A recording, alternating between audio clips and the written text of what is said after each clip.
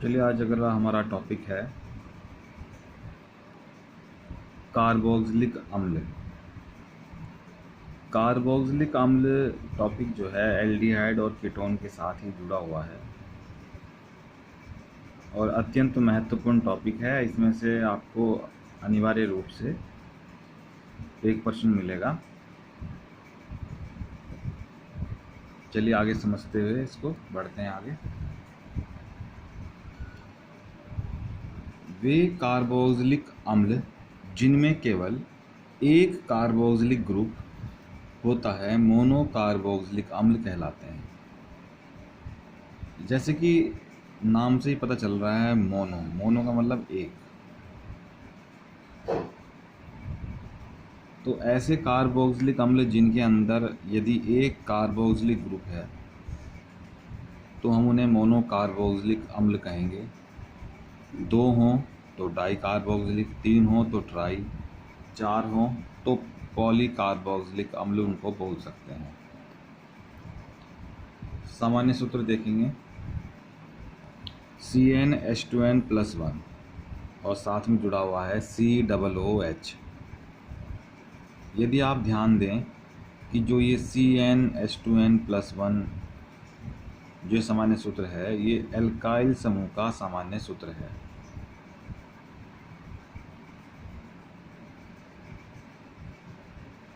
यानी कि एल्काइल के साथ एक COOH जुड़ा हुआ है, या ये कह सकते हैं किसी भी एल्केन में से एक हाइड्रोजन निकालकर उस हाइड्रोजन के स्थान पे COOH ग्रुप को जोड़ दिया गया है। चलिए नाम तंत्र की बात करेंगे। IUPAC में आपको इनके नाम लिखने हैं। ये सब के सब नाम आप सीख चुके हैं पहले ही। चलिए आगे बढ़ेंगे। अगला टॉपिक है हमारा इस कार्बोक्सिलिक अम्ल का संतृप्त मोनो कार्बोक्सिलिक अम्ल बनाने की सामान्य विधियाँ। देखिए 5 तरह की सामान्य विधियाँ हैं। कौन कौन सी हैं? जैसे कि आप देख पा रहे हैं, एल्डिहाइडों के ऑक्सीकरण द्वारा, एल्कोहलों के ऑक्सीकरण द्वारा, तीसरी है एल्काइल नाइट्राइल्स के जल अपघटन द्वारा, चौथा मेथड है गिर्गनार्ड अभिकर्मक की कार्बन डाइऑक्साइड से अभिक्रिया, पांचवा मेथड है एसिड हैलाइड्स के जल अपघटन द्वारा। देखिए पहला कार्य तो आपको ये करना है कि इन सभी 5 की 5 विधियों को आपको लर्न करना है। जैसे मैंने पहले ही बताया कि विधियों को उनके नाम के अनुसार लर्न करना बड़ा महत्वपूर्ण है। तो इन 5 के 5 मेथड को आप लर्न कर लें। जब 5 के 5 मेथड लर्न कर लें, ठीक है, तब आप आगे बढ़ें। चलिए सबसे पहली विधि को जो है समझते हैं, एल्डिहाइडों के ऑक्सीकरण द्वारा।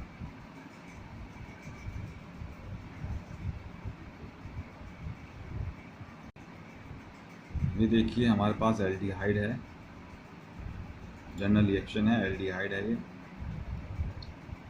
हमने यहाँ पे ऑक्सीकारक ले लिया है, सोडियम डाइक्रोमेट प्लस H2SO4 मिल के बनाएगा क्रोमिक अम्ल। चाहे तो आप यहाँ पे पोटेशियम डाइक्रोमेट भी ले सकते हैं, K2Cr2O7 उसका फॉर्मूला होता है। वो भी सल्फ्यूरिक अम्ल के साथ मिलके क्रोमिक अम्ल का निर्माण करेगा। यहाँ जो सल्फ्यूरिक अम्ल होता है वो सांद्र होता है और ये जोड़ा मिलके नवजात ऑक्सीजन को उत्पन्न करता है और नवजात ऑक्सीजन इस एल्डिहाइड कीटोन का ऑक्सीकरण करता है। ये रिएक्शन आप पहले भी पढ़ चुके हैं।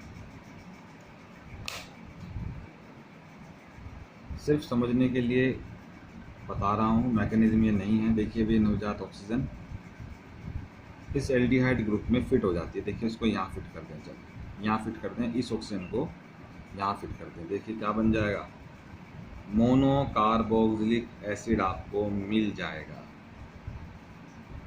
अब एग्जाम्पल के तौर पे आप एक बार R को H मान लें, एक बार CH3 मान लें, 2 एग्जाम्पल आप कर लें तो आपकी प्रैक्टिस भी हो जाएगी।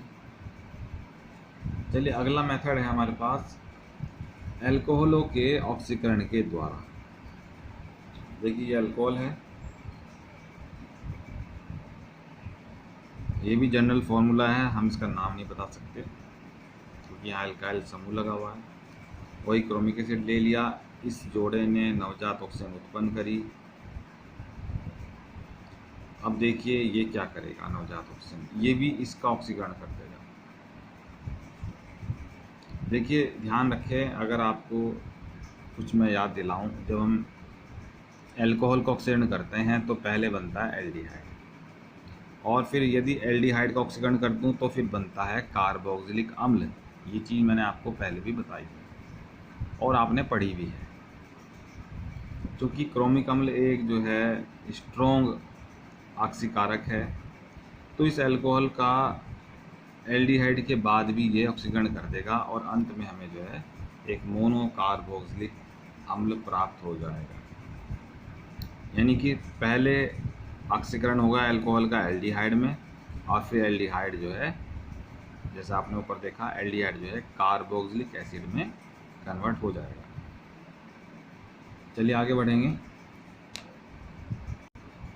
देखिए इसके बाद है हमारे पास तीसरा मेथड है एल्काइल नाइट्राइल के जल अवघटन के द्वारा, हाइड्रोलाइसिस। ठीक है, अब हमें पता है जल अवघटन हम जो है तनु अम्ल या फिर तनुसार से करा सकते हैं। उदासीन जल कभी भी जल अवघटन नहीं कर सकता है। तो देखिए ये एल्काइल नाइट्राइल है, जल अवघटन होगा, क्या बन जाएगा, कार्बोक्सिलिक ग्रुप में कन्वर्ट हो जाएगा हमारा CN ग्रुप। देखिए ये फंडामेंटली आपको याद रखना है कि जब भी आप CN ग्रुप का जल अवघटन कराएं तो CN ग्रुप सदैव हमेशा कार्बोक्सिलिक ग्रुप में कन्वर्ट हो जाता है। ये बात आपको ध्यान रखनी है। मैं फिर से दोहरा देता हूँ, जब भी CN ग्रुप का आप जल अवघटन कराएं तो CN जो ग्रुप है हमारा COOH ग्रुप में कन्वर्ट हो जाएगा। आगे चलेंगे। आगे चलने से पहले मैं एग्जांपल में दिखाया है कि भाई R को अब एक बार CH3 मान लीजिए, एक बार R को H मान लीजिए। ये एग्जांपल जरूर करने हैं आप लोगों को, ठीक है। चलिए अगला मेथड है, जनरल मेथड है अगला, गिरनार्ड रिएजेंट की कार्बन डाइऑक्साइड से अभिक्रिया के द्वारा। देखिए गिरनार्ड रिएजेंट है, ये कार्बन डाइऑक्साइड है, ठीक है। जब हम कार्बन डाइऑक्साइड का लुई बिंदु सूत्र लिख देते हैं तो हमें इस तरह की संरचना प्राप्त होगी।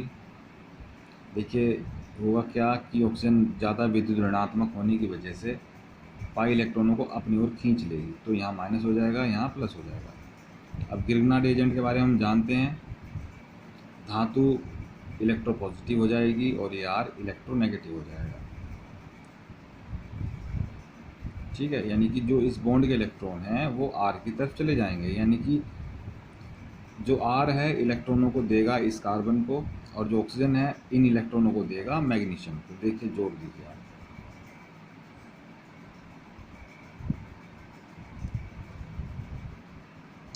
जैसे कि आप देख पा रहे हैं हमारे पास ये एडक्ट आ गया है। इसको योगात्मक उत्पाद भी बोल सकते हैं हिंदी में। अब इसको जो है हमें जल अवघटित करना है इस उत्पाद को। देखिए जल अवघटन जब करेंगे, देखिए जल ले लिया, साथ में थोड़ा सा अम्ल है, यानी कि हमारे पास तनु अम्ल है। अब देखिए हो क्या रहा है, जब ये बॉन्ड टूटेगा, देखो जल अवघटन हमेशा अणु को वहाँ से तोड़ता है जहाँ पे ध्रुवणता या इंग्लिश में पोलैरिटी सबसे अधिक होती है। तो O और Mg के बीच में पोलैरिटी सबसे अधिक है। तो देखिए यहाँ बॉन्ड ब्रेक हो रहा है,